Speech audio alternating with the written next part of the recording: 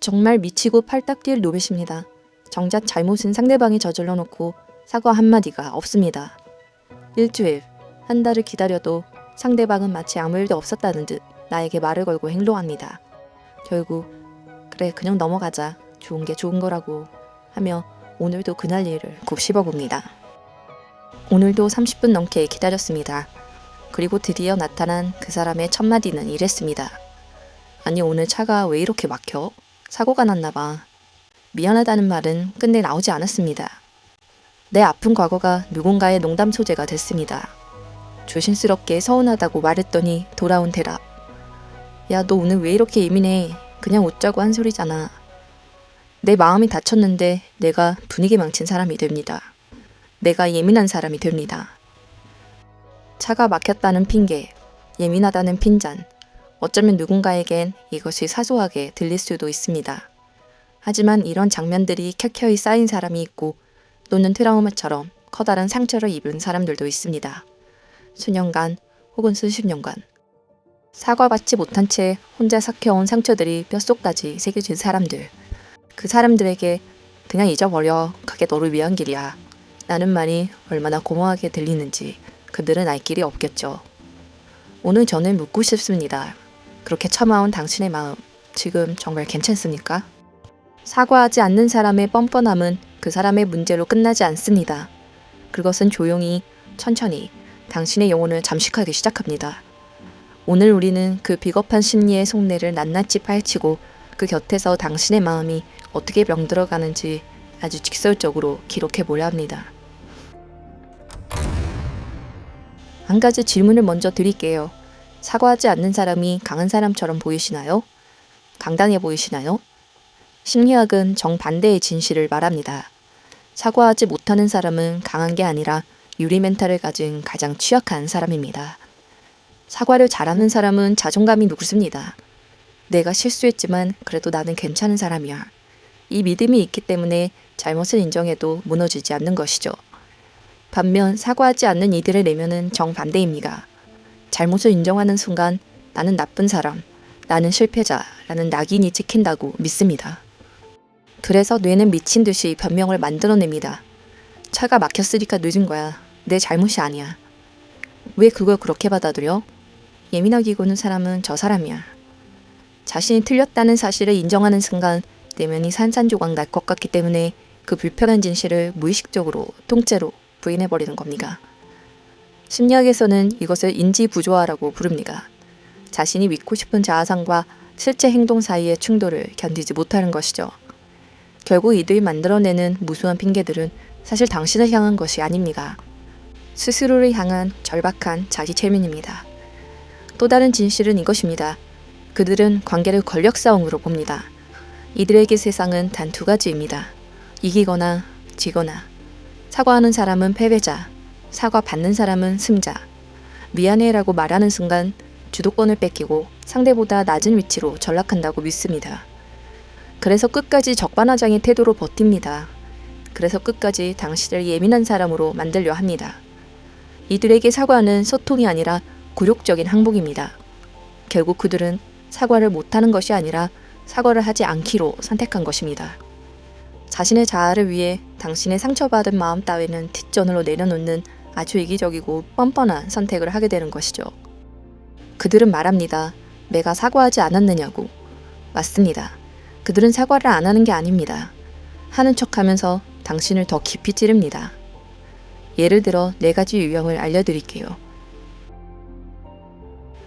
미안해. 근데 네가 먼저. 이것은 사과가 아닙니다. 사과의 형식을 빌린 공격입니다. 미안해라는 3글자를 미끼로 던진 뒤 즉시 모든 원인을 당신에게 돌립니다. 결국 이 문장에 전달하는 진짜 메시지는 하나입니다. 내가 이렇게 된 건 다 네 탓이야. 이런 사과를 받고 나면 이상하게 더 억울하고 더 화가 납니다. 당연합니다. 사과를 받은 게 아니라 공격을 당한 것이니까요. 미안해. 됐지? 이제 그만하자. 이것은 사과가 아닙니다. 귀찮은 상황을 가장 빠르게 모면하기 위한 셔터 내리기입니다. 당신의 감정은 전혀 중요하지 않습니다. 이 사람에게 중요한 건 딱 하나, 이 불편한 순간을 끝내는 것입니다. 됐지? 라는 말이 이미 모든 걸 말해줍니다. 이건 사과가 아니라 일방적인 종결 선언입니다. 내가 언제 그랬어? 너 기억력에 문제 있는 거 아니야? 가장 잔인한 유형입니다. 사과는커녕 사건 자체가 없었다고 주장합니다. 당신의 기억을 의심하게 만들고 감정을 느끼는 당신 자체를 문제로 만들어버리는 전형적인 가스라이팅 유형입니다. 마지막으로 이런 유형도 있습니다. 나도 사과하겠지만 너도 나한테 사과해. 너도 잘한 거 없잖아. 물고 늘어지기 식입니다. 상대방을 똑같이 자기의 위치로 끌어내리려는 심리인 것이죠. 이것이 반복되면 당신은 서서히 자신의 감각을 믿지 못하게 됩니다. 내가 너무 예민한 건가? 내가 잘못 기억하는 건가? 이것들은 가장 교묘하고 가장 폭력적인 형태의 사과 회피입니다. 사과 아닌 사과를 해놓고 아주 당당하게 자신의 결백을 주장하는 아주 치사한 수법이죠. 이 4가지 패턴에 익숙해지는 순간이 가장 위험합니다. 뒤틀린 사과에 반복적으로 노출되다 보면 어느새 당신은 당연히 받아야 할 존중마저 스스로 포기하게 됩니다. 심리학에는 미해결 과제라는 개념이 있습니다. 어떤 사건이 제대로 마무리되지 않으면 우리 뇌는 그것을 끝난 일로 처리하지 못합니다. 자려고 누웠을 때, 지하철 안에서 멍하니 창밖을 볼 때, 아무 상관없는 노래가 흘러나올 때, 그 장면이 다시 떠오르는 경험 해보신 적 있으시죠? 이것이 반복되면 더 무서운 일이 일어납니다. 당신의 자아가 스스로를 희생자로 규정하기 시작합니다. 나는 늘 참아야 하는 사람, 저 사람은 나를 함부로 대해도 되는 사람. 이 프레임이 단단하게 박히는 순간 그 관계에서 당신은 영원히 을이 됩니다. 그 사람 앞에만 서면 목소리가 작아지고 표정이 굳고 나도 모르게 눈치를 보게 됩니다. 그리고 이 의식은 거기서 멈추지 않습니다. 소리 없이 번져나가 다른 관계에서도 다른 상황에서도 당신을 조금씩 갉아먹습니다. 사과 없는 용서는 관용이 아닙니다. 그것은 나 자신을 향한 가혹한 자기학대이며 언젠가 예기치 못한 순간에 모든 것을 캐어버릴 지연된 폭발입니다. 심리학자들은 말합니다. 그 깊은 상처의 치유가 시작되는 첫 번째 조건은 거창한 치료법이 아닙니다. 단 하나, 정당하고 진심 어린 사과를 받는 것입니다. 내가 잘못했어. 네 고통은 진짜였어. 미안해. 이 한마디가 수십 년의 자기 의심을 녹이기도 합니다. 이 한마디가 수년간 굳어있던 마음의 문을 열기도 합니다. 사과는 단순한 예의가 아닙니다. 누군가에게는 생존을 위한 치유의 언어입니다. 사과를 기다리는 동안 당신의 시간은 그 사람의 손안에 있습니다. 언제까지 그 손안에 당신의 하루를 맡겨두실 건가요? 대인배 가면을 벗어 던지십시오. 참아주는 게 미덕인 시대는 끝났습니다. 사과를 요구하는 것은 무례한 행동이 아닙니다. 그것은 자기존중입니다. 이렇게 말하세요. 당신의 행동이 내 마음을 아프게 했어. 나는 당신의 진심 어린 사과가 필요해. 만약 이 말에도 불구하고 그가 화법의 기술로 빠져나가려 한다면 그 관계의 유통기한이 다했음을 인정해야 합니다. 침묵으로 그들을 당신의 인생에서 지워버리는 것이 가장 현명하고 품격 있는 복수이자 내 스스로를 구원할 수 있는 길입니다. 그가 사과하지 않는 이유는 당신이 사과받을 자격이 없어서가 아닙니다. 그의 인격적 그릇이 거기까지이기 때문입니다. 당신의 상처는 진짜입니다. 당신의 감정은 정당합니다.